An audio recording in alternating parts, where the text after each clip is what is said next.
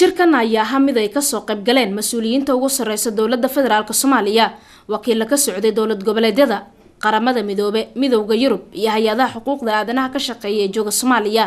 Waxaa lagu qabtay magaalada Muqdisho ee caasimadda dalka. Ujeedada shirkan ayaa ahaa dood heer sare oo ku saabsaneed kasoo kabashada iyo waliba ka jawaab bixinta abaarta Soomaaliya. Shirkan ayaa daahfuray ra'iisul wasaaraha xukuumadda federaalka Soomaaliya Mudane Xasan Cali Khayre.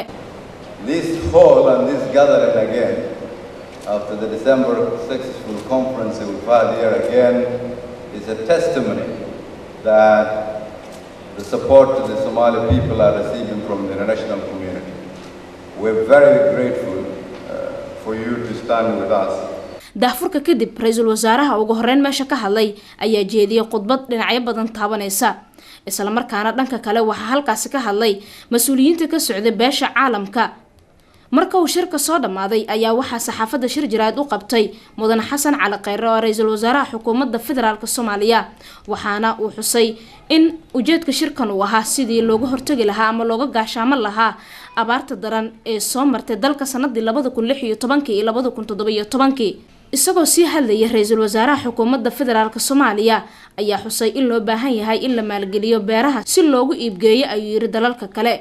waa ognahay in ay muhiim tahay in dadka Soomaaliyeed loo gargaaro si aanay noogu dhicin dhibkii nagu dhacay 2017 waxay adduunyada iyo ummadda Soomaaliyeed isugu yimaadaan si ay ugu diyaar garoobaan sidii cid walba oo waxyeello ay ku gaarto abaaraha Soomaaliya loogu gurman lahaa loogana hortagi lahaa si aanay abaaruhu noogu dhicin haddii Ilaahay yiraahdo.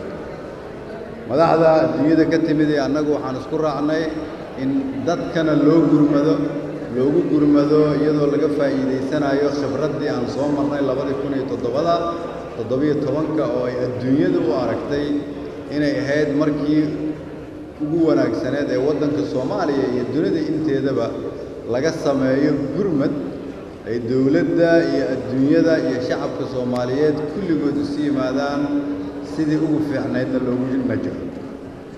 intaas kadib waxaan isku raacnay si aan mar walba aanay abaaruhu noogu soo noqon inaan maalgashanno beeraha, inaan ka shaqeyno wax soo saarka, inaan ka fikirno sidii aanay abaar noogu imaan lahayn, inaan kobcinno dhaqaalaheena, inaan ka shaqeyno shaqo abuur, in ummadda Soomaaliyeed iyadoo ay isku tashato.